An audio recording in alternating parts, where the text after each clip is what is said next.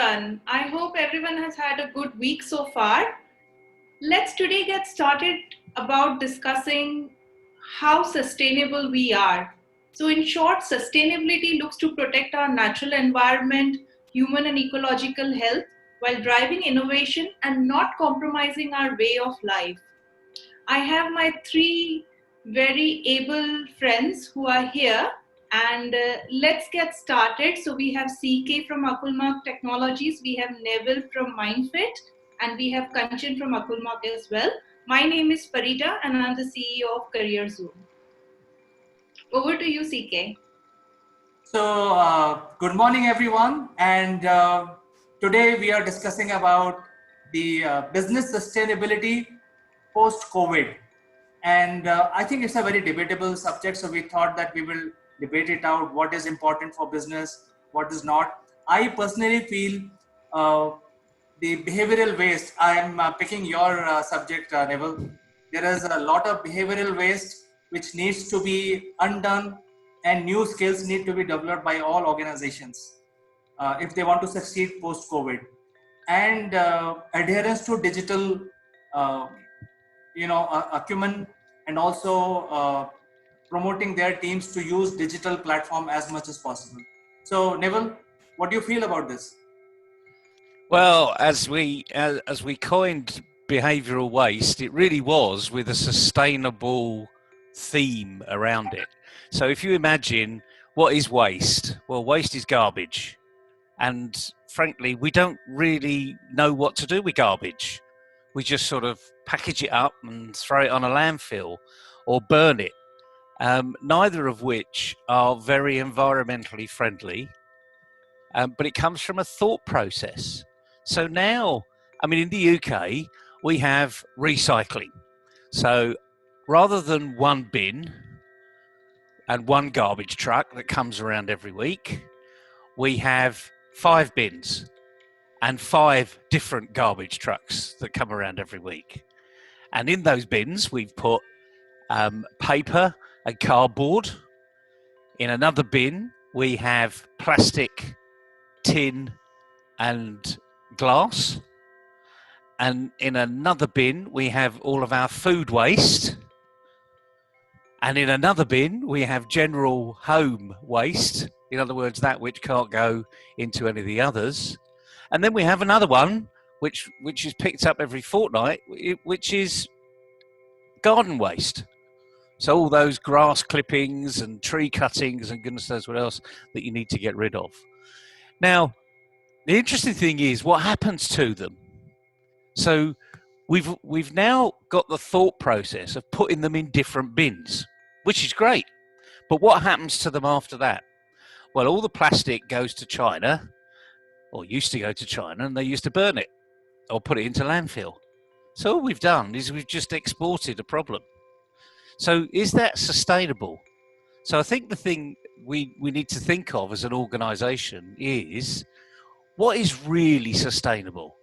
What can we do in our organisation, in our everyday life, that makes ourselves sustainable, which might be eating well, by the way, and getting good exercise, but also makes the environment sustainable. So this is a huge topic. So, but fundamentally, it starts as Chandra said. It starts with behavioural waste, which is the 5 inches between these things, and we've all got them. Ears, holds our glasses on.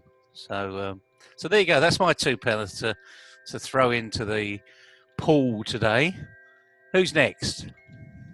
Yeah, I think when we talk about sustainability and when we are talking about the organizational culture, that also plays a vital role in sustainability, because the business affect environment as well as the society. That's why we take up people from different cultural background.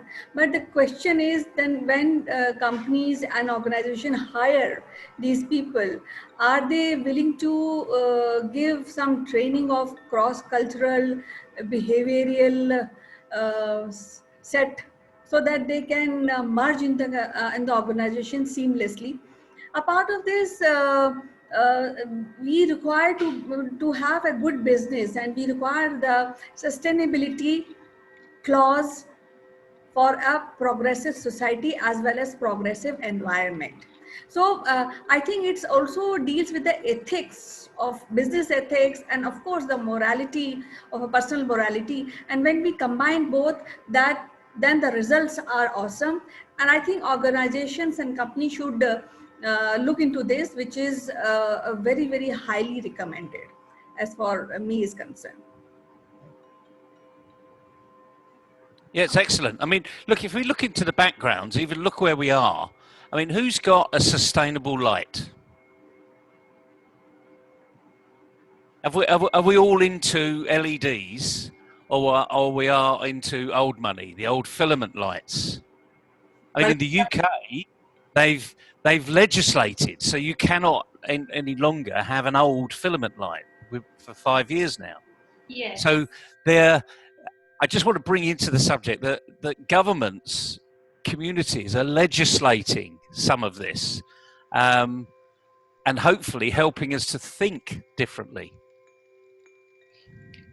I think I'll just kind of pick up the thread from here. When we talk about sustainability, we talk about meeting the needs of our future without compromising the ability of future generations to meet their needs. That is sustainability, as you know, Investopedia actually defines it. The concept of sustainability is composed of three pillars: economic, environmental, and social. Informally, we call it profits, planet, and people. Yeah. It's very difficult to break it down into, you know, each of these silos because they are so interrelated. Um, you know, one of the things that I kind of read very recently was basically get your profits by attraction rather than coercion. So, for instance, you know, there are so many people who dream of an American life. This is a little bit on the tangent, but it's funny, but it's so true. People dream of an American life, the American dream. It's not because of the other things. There are a lot of things, but one thing which basically works on everyone's mind is the Hollywood movies. Because when you actually, you know, when the planet is attacked by aliens, the way that they position the whole thing is the White House is involved, all the decisions are made in the White House. The president is actually on their toes and makes all the decisions. So there is a drone which would go in. So the way that, you know, for instance, you know, Starbucks, my little girl keeps asking me, I want to go to a high school in America and I want to see the locker room, because that's the way it's kind of, you know, gone into people's minds. So sustainability, attraction rather than, you know, coercion is how the way should be forward.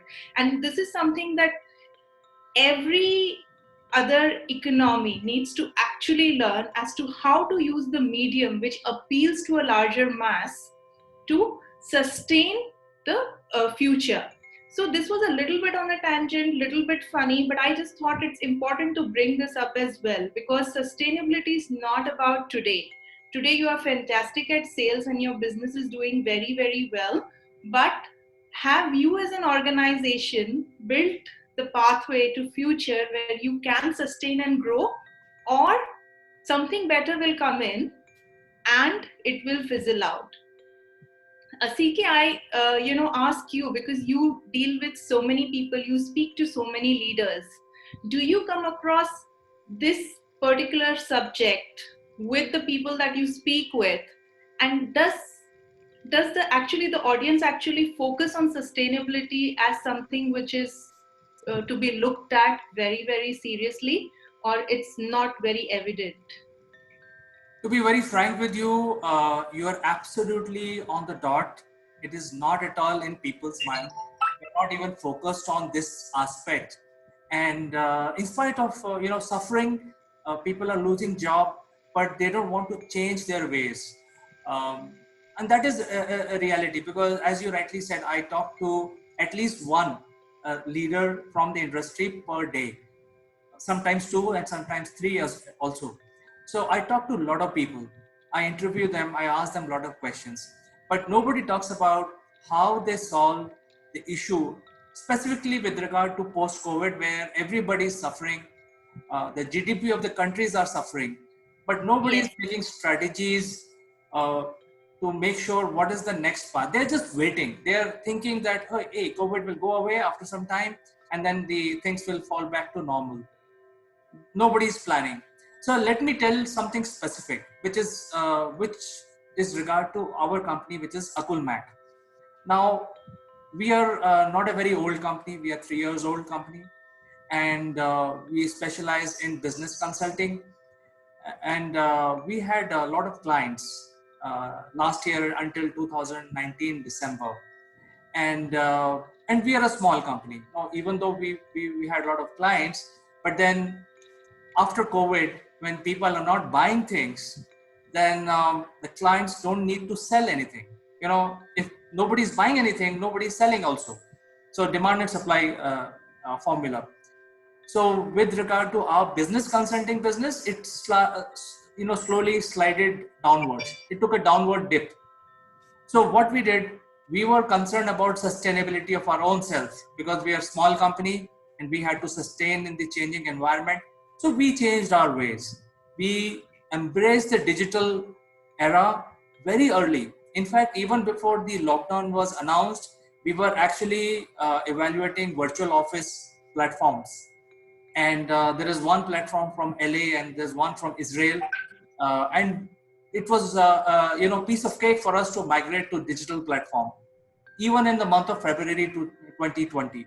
So we were very friendly with the new ways, and we didn't lose much because we were concerned about just simple aspect of sustainability. There could be many other aspects. There could be for large corporation, there could be thousand other issues which they need to focus on and bring in their strategy. Uh, so this is what I feel. Kanchan, you can share your thoughts. Yeah, you were talking about the about how we have come overcome the problems when this COVID started. But I also want to tell all our panelists that there was not an easy cake because we had to do a lot of brainstorming. But when we are talking about sustainability, not for Akulmek, but other companies who are coming bit late in the market, or they are still in that thought process that maybe after one point of time things will be okay. So for them it is a difficult path ahead because most of the people have left the company.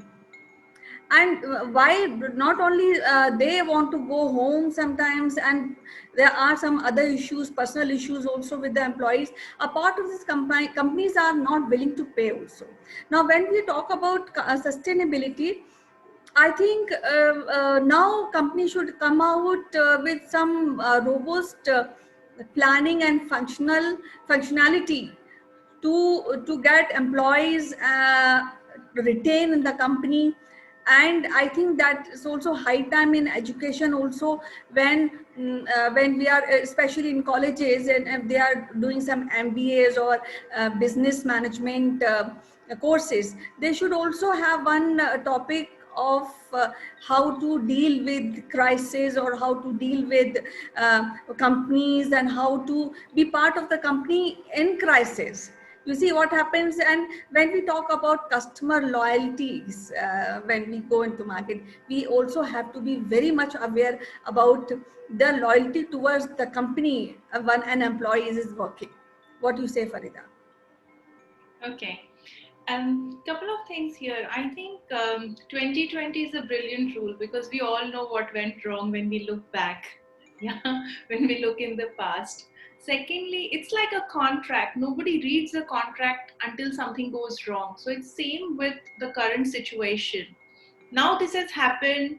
I'm very confident that the business courses will include, paradigms within the sustainability model, etc. Some brilliant startups could not sustain the pandemic. One of the startups which I was personally looking out for and I was gutting for them in Finland, NeoSmart Health, which is basically artificial intelligence in being able to detect diseases which a person might get as early as 10 years before, the person is actually in a position to get them, so it can actually be reversed. They couldn't survive the pandemic, and that kind of really hurt me. But if a company like that, which is small, which has raised respectable amount of funding, they could not sustain this, what could they have done differently? So my personal opinion is that as a company, when you start, because sustainability, dealing with crisis is not an afterthought, it's not a reaction, it has to be something that's built into your work plan, it has to be built into your business plan.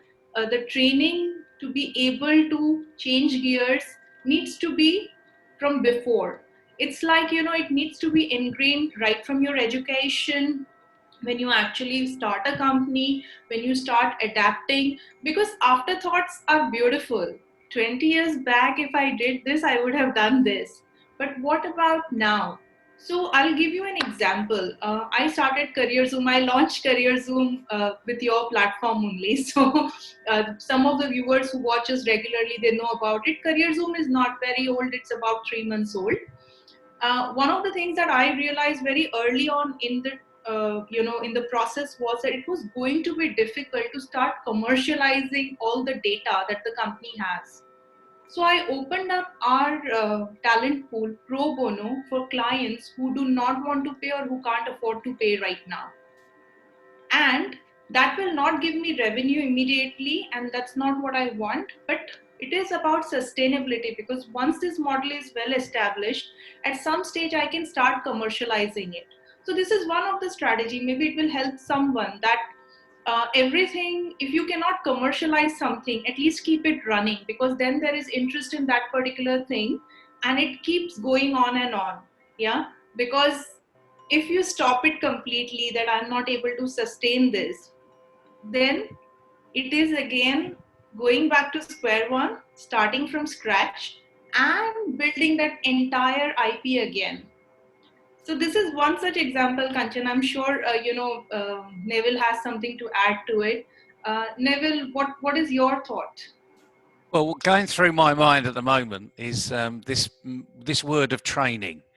You know, we go to school, we're educated, we go to university, we get professional qualifications. You know, I'm an accountant, so I've been a CFO. And there was a joke that was going around during one of the first recessions, before you were born, Farida, but back in sort of 92, one of the big recessions that hit the UK. And the CFOs did what every CFO does. They look at the budget and they cut. And they see what isn't sustainable. The word sustainability wasn't really used in those days, but they see what isn't sustainable. And the first thing they cut is training. And the interesting thing is, and here's the joke, okay? The CFO says, well, we need to cut training because if we have the training budget so high, they're going to leave. We're going to train them to be better than they currently are, and they'll leave. And the CEO turns around and says, well, what if we don't train them and they stay? Now, Yes. the thing is, but that's what we're locked into. So we need to be looking at the sustainability around not just the training arena. And for anyone listening, there are sustainable development goals, SDGs they call them. So if you look at the hashtag SDG, and you'll see hashtag SDG 2030 a lot of the times, because by 2030 there are particular targets that United Nations set out where we would have achieved. One of which is recycling materials, another one is education, another one is poverty. So these are real core deliverables, if you like, and there are 17 of them. So you can just literally go online and you will find one that's relevant to your particular industry, to your particular classification. And it gives you literally the whole plan of how you can go and do it, which is great. But as I have a laugh with my friends from the United Nations, this is nothing to do with the United Nations. This is about us as individuals on the planet. And the problem with it is they've got 17 brilliantly defined SDGs, but there's one missing, and it's SDG 0. And I'll give you a clue. It's the word behind me. Because if you don't have the right attitude, you're never going to do anything. If you don't think that planning is for you, guess what? You will fail. And it is. We need to go back down to basics here. Yes, we need to have the 3 Ps, profit, planet, and people. But fundamentally, if people don't think how to make profits sustainable, how I'm walking on this planet and making it so that someone can walk in my footsteps, knowing that I've not damaged the planet. And the other thing is, and here's the irony, I spent 30 years in international oil and gas. I mean, I am Satan. I'm the devil, really, because we were an organization, and we had many organizations around the world, and we were taking our natural resources out of the ground. And the thing is, we can't replace these natural resources, but we can change them. So, sunlight, we all know about solar energy. Water power, we all know about water power. Hydroelectric power has been around for 50 or 60 years.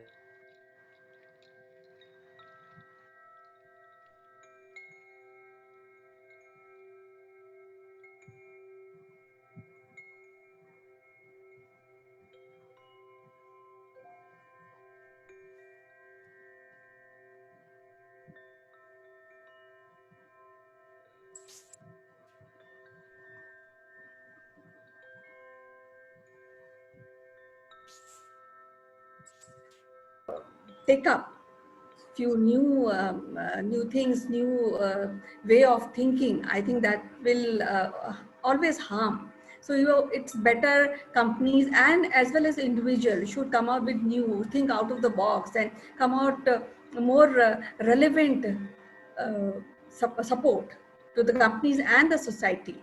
So that makes a lot of difference in the thinking process and of course in the working process.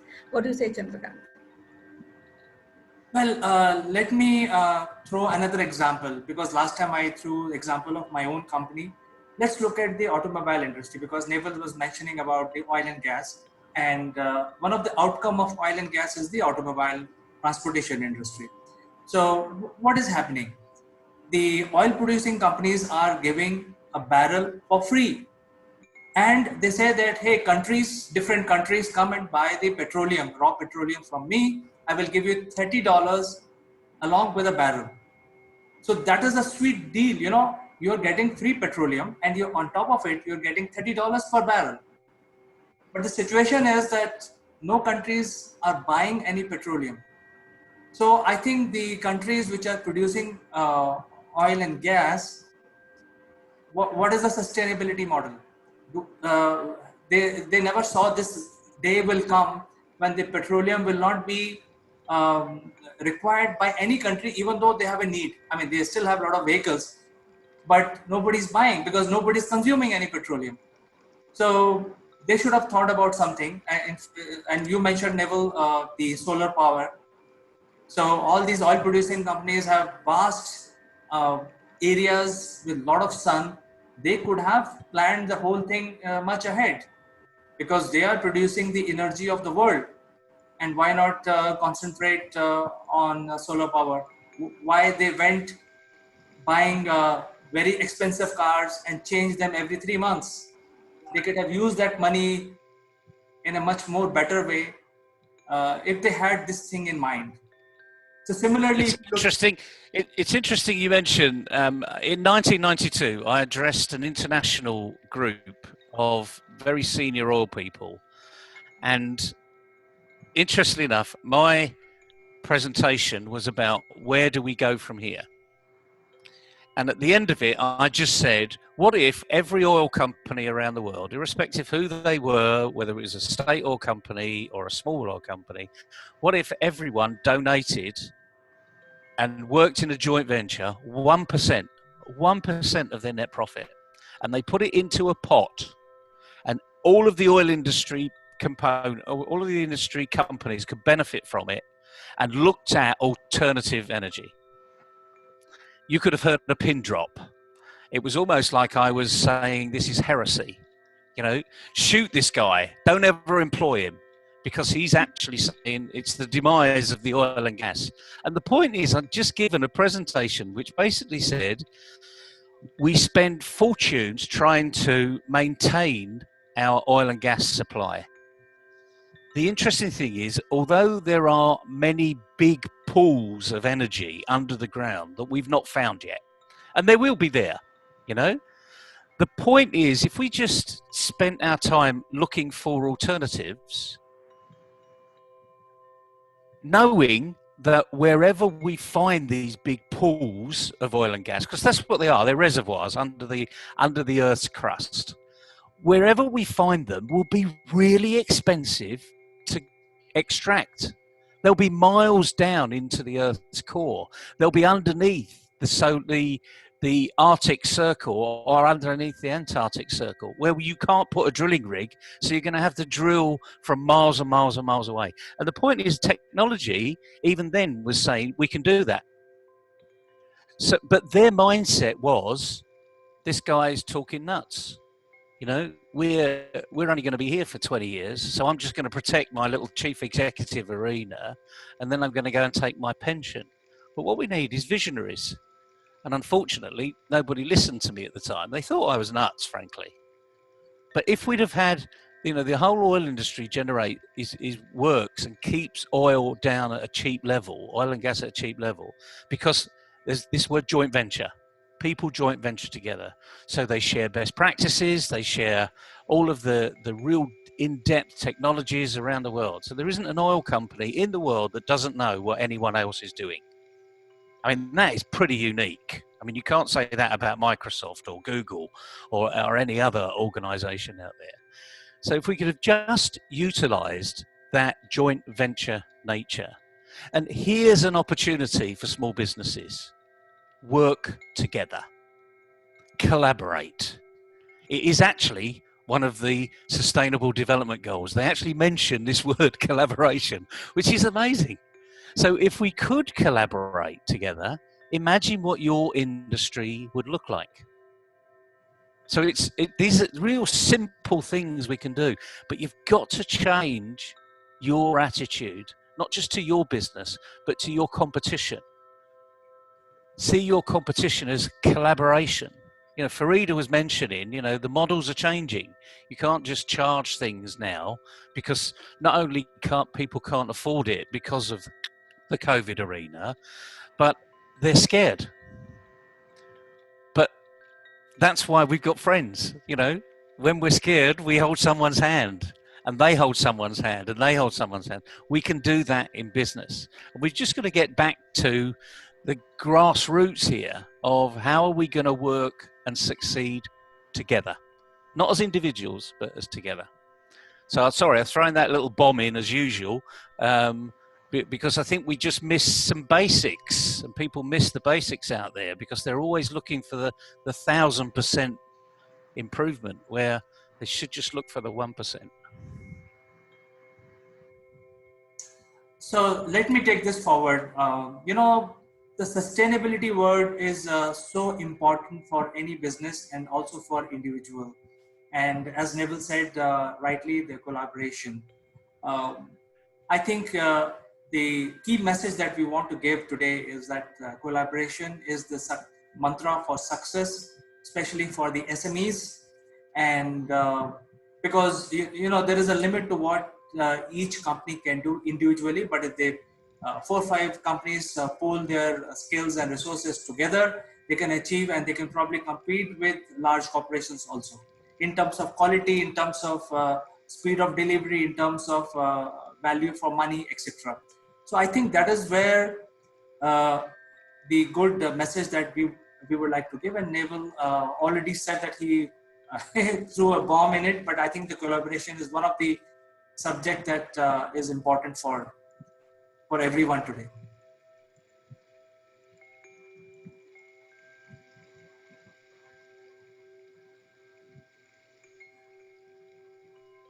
I'll take this.